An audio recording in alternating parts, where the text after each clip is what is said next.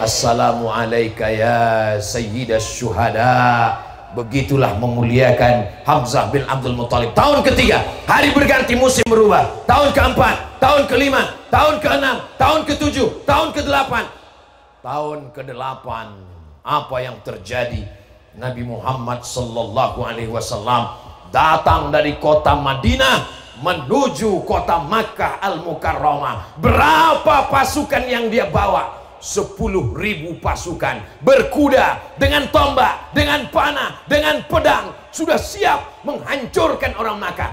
Hai orang Makkah, dulu kalian gunting telinga Hamzah, sekarang kami akan memotong telinga kalian.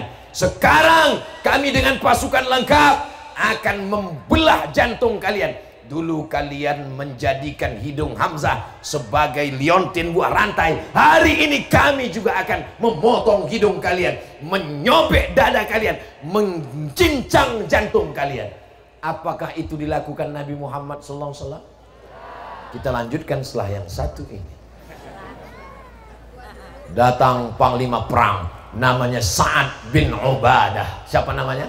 Sa'ad bin Ubadah. Dia acungkan pedang. Apa kata Sa'ad? Hadza yaumul malhamah. Ini hari balas dendam. Ini hari balas dendam. Kita akan bunuh orang Makkah. Nabi memanggil Sa'ad. Ta'al ya Sa'ad. Ta'al ya Sa'ad. Kalau bahasa Inggrisnya, Sa'ad kadia. Sa'ad pun datang. Kumaha ya Rasulullah, damang. Kata Rasulullah SAW, hadza yaumul marhamah. Ini hari berkasih. Ini bukan hari pembalasan Sa'ad. Ini hari berkasih sayang. Tidak ada satupun telinga yang digunting, tidak ada satupun hidung yang dipotong, tidak ada satu dada yang dicabik, tidak ada satu jantung yang dikunyah. Nabi hanya menghancurkan berhala-berhala dari batu, dari kayu. Ada lukisan di dalam Ka'bah, dibakar, dibersihkan. Setelah itu Bilal bin Rabah dipersilakan naik ke atas Ka'bah mengumandangkan azan. Allahu Akbar, Allahu Akbar. Yang sakit hati mendengarkan Allahu Akbar, Allah Maha Besar. Hatimu sedih, hatimu terluka, Allah Maha Besar. Yang dendam, dendamnya hilang, Allahu Akbar. Setelah itu Nabi pun berpidato di depan penduduk Makkah. Ma tarawna anni fa'ilum bikum. Hai penduduk Makkah, bukankah 8 tahun, 5 tahun yang lalu kalian menggunting telinga Hamzah? Kalian mencabik-cabik jantung Hamzah, kalian menyobek dada Hamzah, kalian mengunyah hati Hamzah. Sekarang aku datang dengan 10.000 pasukan. Apa yang akan aku lakukan terhadap kamu? Apa kata penduduk Makkah? Akhun karim wabnu akhin karim. Engkau saudara kami ya Muhammad. Engkau saudara kami dan ayahmu pun saudara kami ya Muhammad. Lalu apa kata Nabi SAW? Izhabu wa antumut tulaqa. Pergilah kamu, pergi. Kamu bebas semuanya. Ketika itulah mereka bersyahadat. Ashhadu an la ilaha illallah wa ashhadu anna Muhammadan Rasulullah. Turun ayat idza jaa nasrullah, ketika datang pertolongan Allah dan kemenangan. Wa ra'aitan nasa yadkhuluna fi dinillah, masuk mereka ke dalam agama Islam. Bukan 1, bukan 5, bukan 10, afwaja, berbondong-bondong masuk Islam. Mereka masuk Islam bukan karena pedang, mereka masuk Islam bukan karena tombak, mereka masuk Islam karena maaf. Kenapa orang sulit untuk masuk Islam hari ini? Karena tulisan di belakang baju, tiada maaf bagi. Mudah-mudahan kita menjadi orang yang memaafkan orang lain, insya Allah. Amin. Berlapang dada. Doakan supaya yang ceramah ini juga mudah memaafkan orang lain. Kadang kalau ceramah ini mudah, pas mau memaafkan, Ustadz sudah memaafkan, nanti dulu. Kamu sudah maafkan si Anu? Sudah Pak Ustadz. Sudah datang ke rumahnya? Nanti hari kiamat. Itu dendam kesumat namanya. Doakan supaya hati Abdul Somad lembut untuk memaafkan orang lain. Maka ketika Nabi SAW berada di kota Makkah Al-Mukarramah, dulu ada laki-laki dengan kudanya menginjak-injak jenazah sahabat Nabi. Dia sombong. Namanya Abu Sufyan. Siapa namanya? Abu Sufyan. Abu Jahal, Abu Lahab, Abu Sufyan. Abu Sufyan dengan sombongnya nantang Nabi. Mana Muhammad? Mana Muhammad? Nabi bersembunyi di atas Jabal Uhud. Lalu kemudian dia pun pulang. Ketika peristiwa itu terjadi, Nabi tidak mengganggu Abu Sufyan. Apa kata Nabi? Man dakhala baita Abi Sufyan fahuwa amin. Siapa yang masuk ke rumah Abu Sufyan, maka dia aman, tidak akan diganggu. Yang jadi pertanyaan, Wahsy kemana? Wahsy yang sudah memotong telinga Hamzah, hidung Hamzah, jantung Hamzah, Wahsy sekarang kemana? Ternyata Wahsy lari ke Taif. Dari kota Makkah ke Taif 100 km. Mudah-mudahan nanti kita ke Taif insyaallah. Amin. Setelah Nabi pulang ke kota Madinah, Wahsy pulang ke kota Makkah. Dia menyangka orang Makkah sudah nggak ada hidung sama telinga lagi.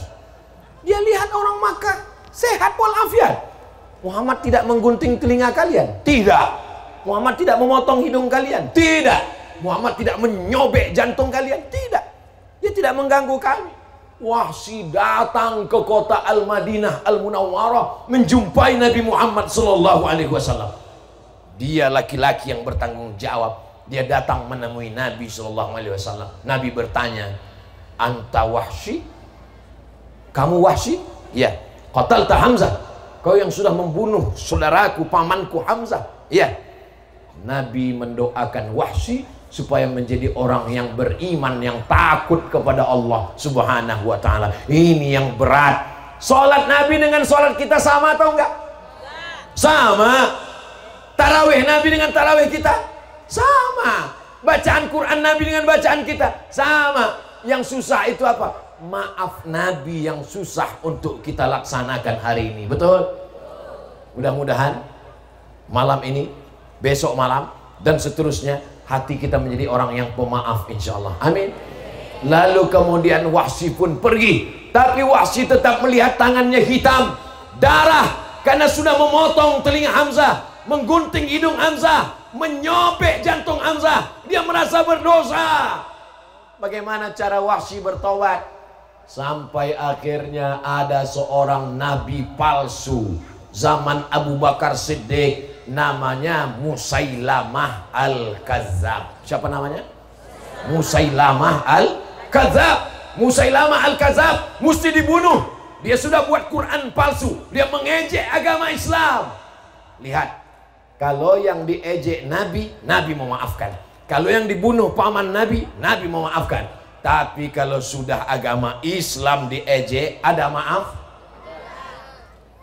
Ini banyak orang sekarang, kalau dirinya diejek, dia ngamuk.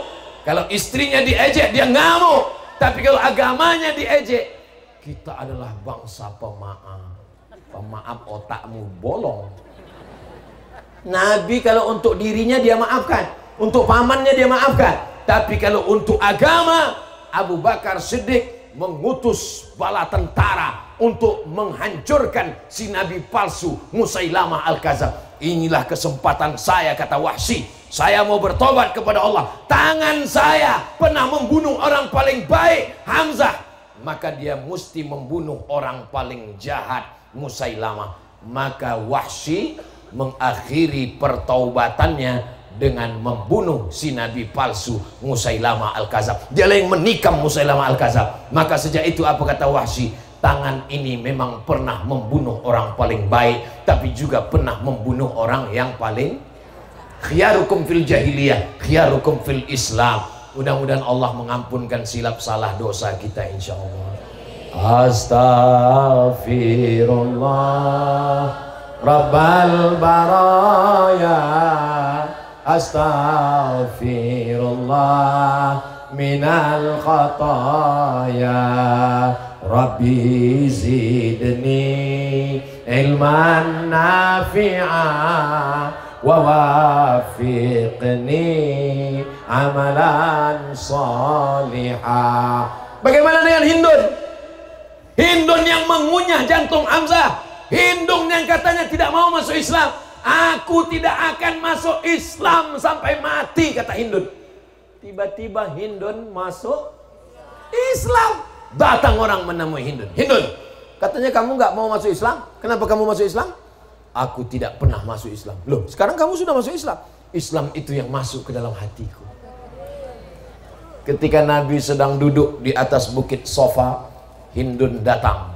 Ya Muhammad, inna Aba Sufyan rajulun syahih. Suami saya orangnya bakhil, bin medit, bin kikir, bin pelit, bin kedekut. Apakah boleh saya ambil uangnya untuk memberi makan anak-anak saya? Kata Nabi, boleh, bil ma'ruf, secukupnya, jangan lebih. Kalau lebih haram. Itu hadis. Hindun tetap boleh berdialog dengan Nabi Muhammad sallallahu alaihi wasallam. Nabi memaafkan Hindun, Nabi memaafkan Abu Sufyan, Nabi memaafkan kota Makkah, tapi Nabi juga meminta maaf. Laqad kana lakum fi Rasulillah uswatun. Itu kan Nabi, Ustaz Somad. Susah kita mau ikut Nabi. Bagaimana dengan orang biasa? Ngeyel. Diceritakan Nabi, nanti diceritakan Abu Bakar. Itu kan Abu Bakar. Saya kan Abu Lahab. Nanti diceritakan, ada nggak orang Indonesia yang bisa memaafkan?